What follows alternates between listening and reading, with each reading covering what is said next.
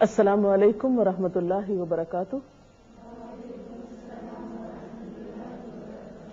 نحمده ونصلي على رسوله الكريم اما بعد فاعوذ بالله من الشيطان الرجيم بسم الله الرحمن الرحيم رب اشرح لي صدري ويسر لي امري واحلل عقدة من لساني يفقهوا قولي.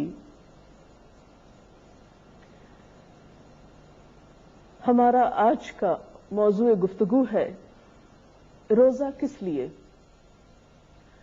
الحمدللہ ہم سب روزے کی فرضیت کے بارے میں جان چکے کہ یہ ایک فرض عبادت ہے، لیکن سوال یہ پیدا ہوتا ہے کہ اسے فرض کیوں کیا گیا؟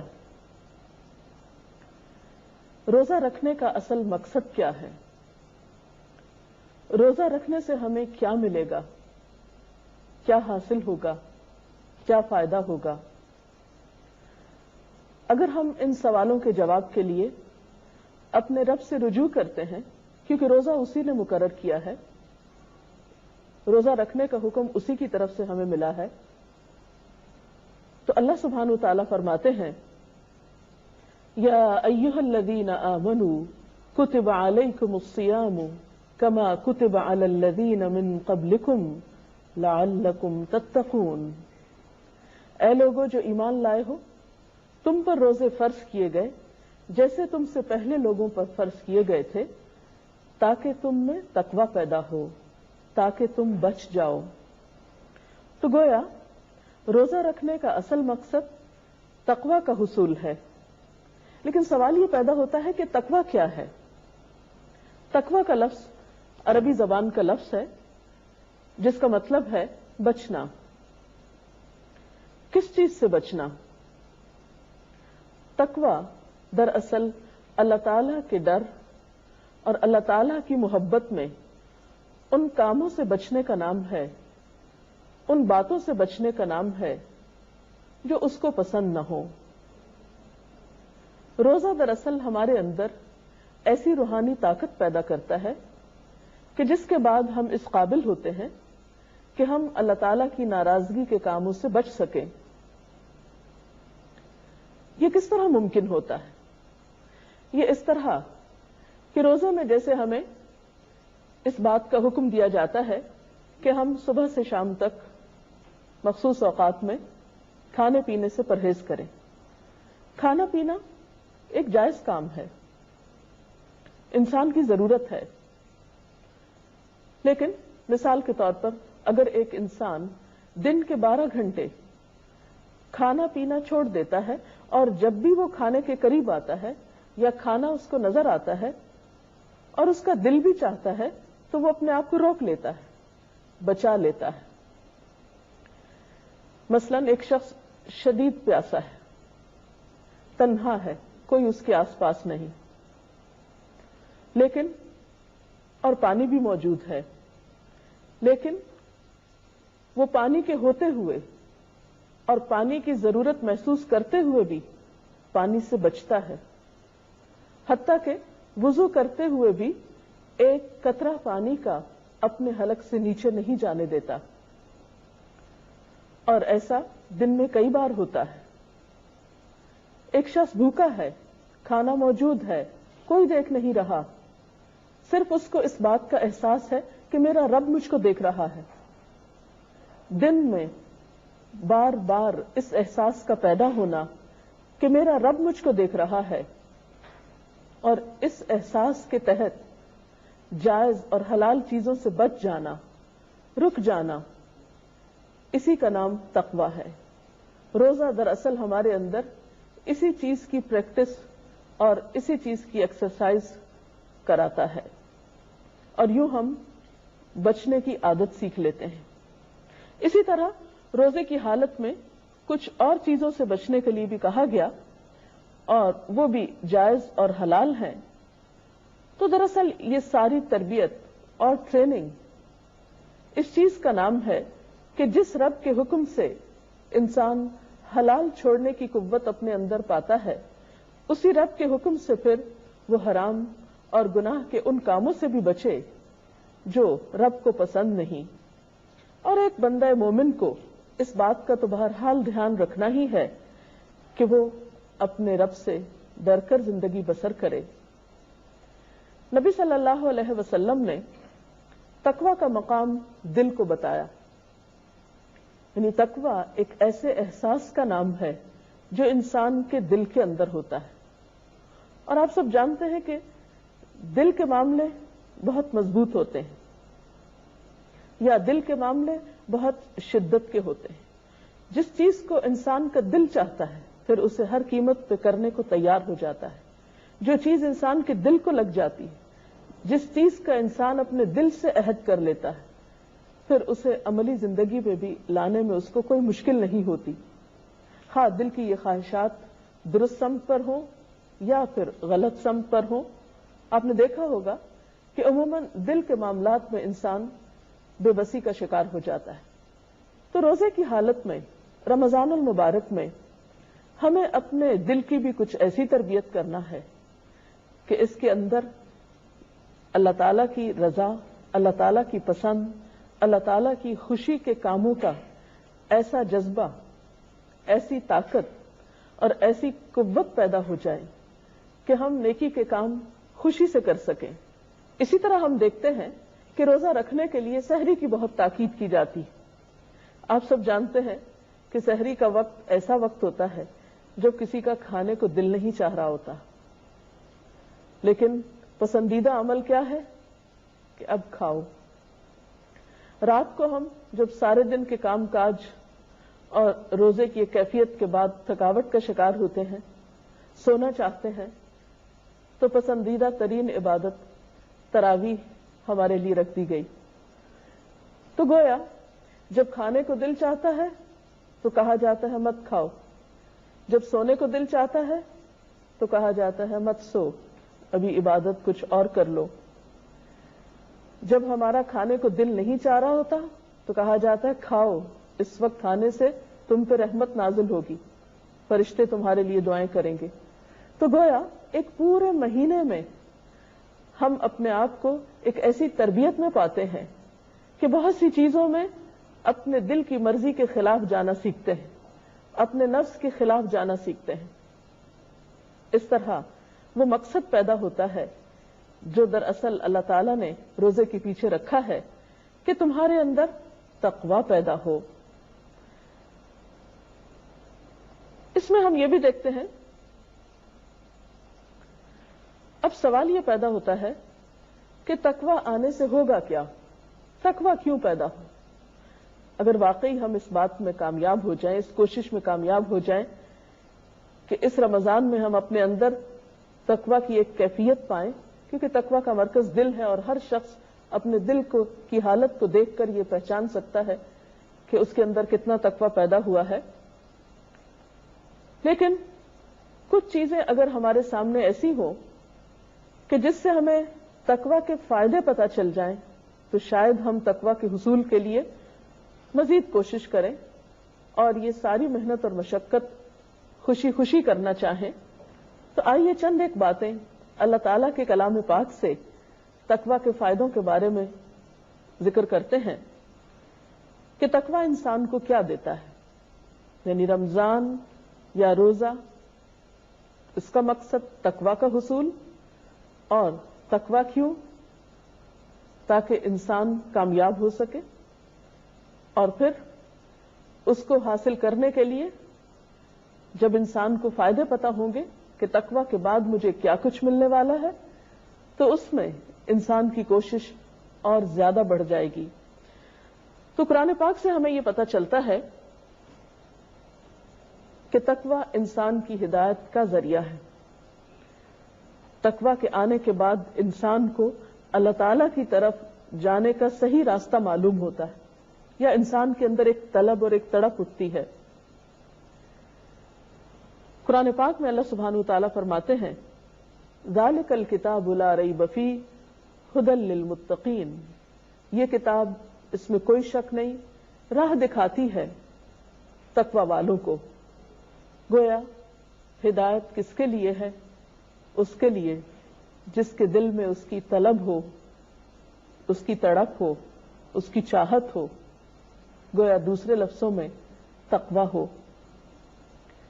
ایک اور جگہ پر فرمایا کہ ان اللہ مع الذین اتقوا، یقیناً اللہ ان لوگوں کے ساتھ ہے جو تقوی اختیار کرتے ہیں۔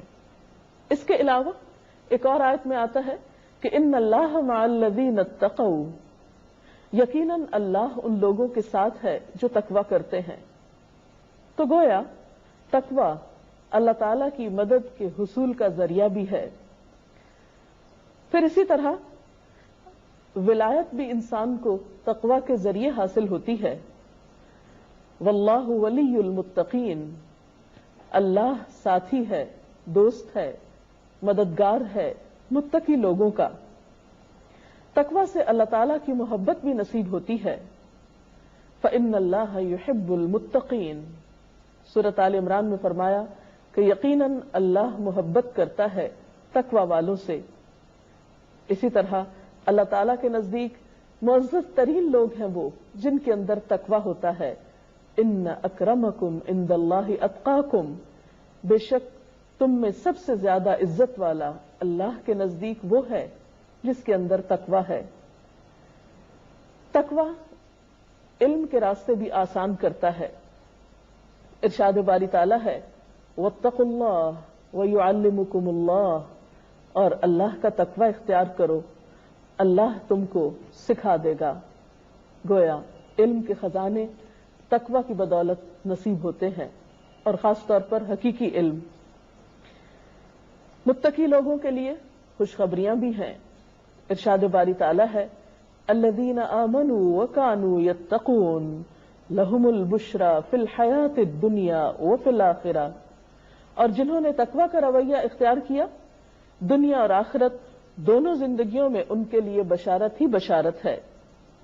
پھر اسی طرح تقوی انسان کو برائیوں سے بچنے کی قوت بھی عطا کرتا ہے۔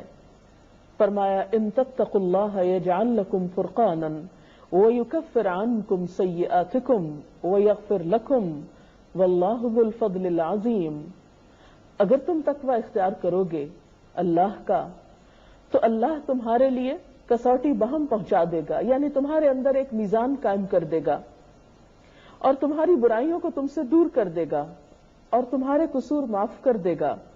اللہ بڑا فضل فرمانے والا ہے۔ گویا تقوی کے نتیجے میں فرقان بھی نصیب ہوگا، برائیوں سے دوری بھی، اور بخشش کا وعدہ بھی۔ پھر اسی طرح متقی لوگوں کے لیے اللہ تعالیٰ کی حفاظت کا وعدہ بھی ہے۔ ارشاد باری تعالیٰ ہے وَإِن تَصْبِرُوا وَتَتَّقُوا لَا يَضُرُّكُمْ كَيْدُهُمْ شَيْئًا، اگر تم صبر کرو گے اور تم تقوی اختیار کرو گے تو دشمن کی چالیں تمہارا کچھ نہ بگاڑ سکیں گی۔ تقوی تنگی سے نجات کا ذریعہ بھی ہے، رزق کی فراہمی کا ذریعہ بھی ہے۔ ارشاد باری تعالیٰ ہے وَمَن يَتَّقِ اللَّهَ يَجْعَل لَّهُ مَخْرَجًا وَيَرْزُقْهُ مِنْ حَيْثُ لَا يَحْتَسِبُ، اور جو کوئی اللہ کا تقوی اختیار کرے گا اللہ تعالیٰ اس کے لیے مشکلات سے نکلنے کا راستہ پیدا کر دے گا، اور اس کو وہاں سے رزق دے گا جہاں سے وہ سوچ بھی نہ سکتا ہوگا، جدھر کا اس کو خیال بھی نہ ہوگا۔ گویا رزق کی فراہمی کا وعدہ بھی تقوی کے ساتھ ہے۔ اسی طرح زندگی کی تاریکیوں میں اجالا بھی تقوی سے۔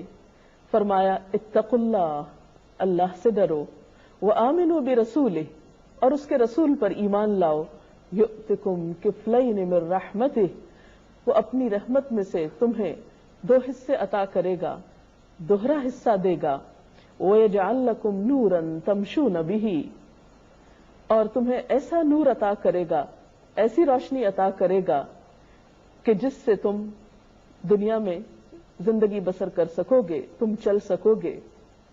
پھر کاموں میں آسانی کا وعدہ بھی تقوی کے ذریعے۔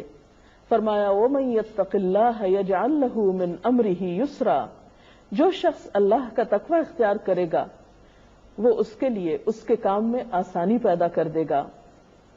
پھر اسی طرح گناہوں سے چھٹکارے اور اجر میں اضافے کا ذریعہ بھی تقوی ہی ہے۔